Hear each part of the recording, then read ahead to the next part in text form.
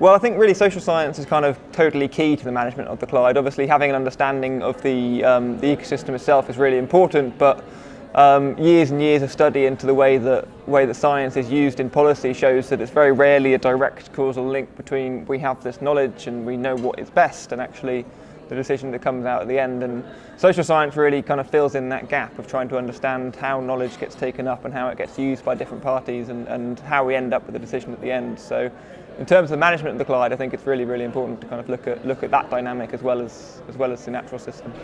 That's not necessarily science's job. Like there are institutions in the Clyde who have long existed, and a lot of doing that is to do with having trust and knowing individuals and people within that situation. So, as an external scientist coming in, I've been very careful to try and work through existing bodies who are there to try and bring these disparate views together.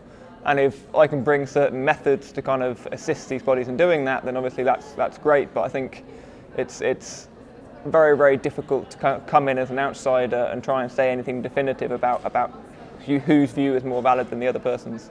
It's not just having a different mindset and leaving your own views aside, but it's trying to facilitate a process through which other people can do that. So to bring in certain methods like this kind of systems or conceptual systems modelling kind of hopefully will help other people see their role as part of a wider system.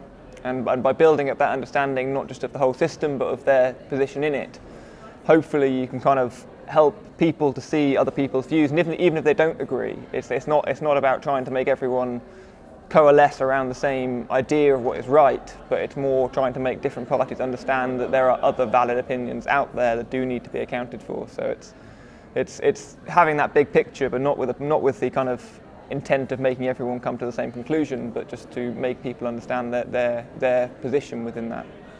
In terms of the way kind of I process the data that I collect, it's about presenting that then in a way that other people can use it more than necessarily. It comes back to this idea that as a social scientist, you're not necessarily trying to engineer the situation, you're trying to increase understanding about the situation. So as I collect multiple different perspectives, I will then use tools that can kind of bring those together in a way that can be understood by an array of people. Again, to facilitate understanding within stakeholders, but also to assist decision makers. So the idea of using these conceptual model diagrams is that you can bring in this massive amount of different data and different perspectives into something visual that people can understand and can get behind and can see where it's come from, which can then is transparent enough to be used by people who do actually have the capacity to make these decisions.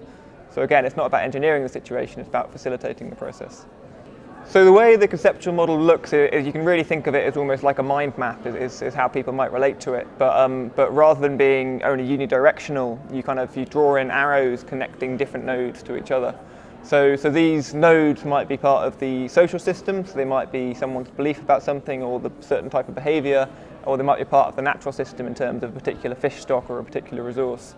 And the idea is that the arrows connecting these up say something about the causal relation between one and the other. So, for example, you could have a particular type of land use which is known to negatively affect a particular species, say.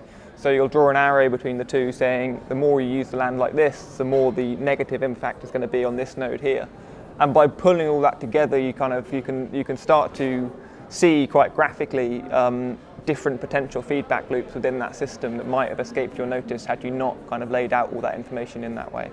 So the Clyde is almost a textbook example of a situation where this kind of approach can be useful because of all the different perspectives, all the different views, all the different uses. Like it's obviously a heavily used area. So trying to bring all of that together in one system, yeah, the Clyde is the perfect kind of case where that could be a useful approach. I'm trying to work alongside the Clyde Marine Planning Partnership. So as they develop and kind of mature as an institution, I'm hoping that this kind of approach can assist them to make decisions as a collective, not just as the leaders of that, but as a collective.